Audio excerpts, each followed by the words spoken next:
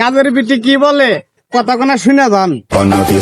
নেত্রকোনা জেলা ছাড়া বাকি 63 জেলা সাইডে চাপ, কারণ আমাদের নেত্রকোনা জেলা তোদের মতো 63 জেলার বাপ।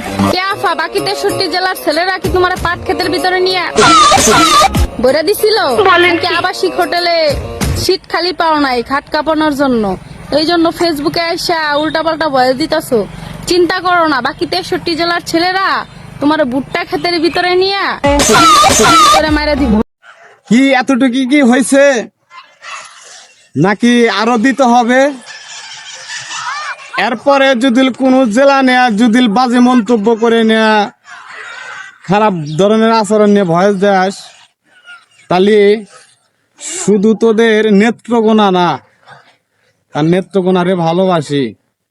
আপু যেটা বললো তোরে সেটা কইরা দেখামো, মাথায় সেভ কর।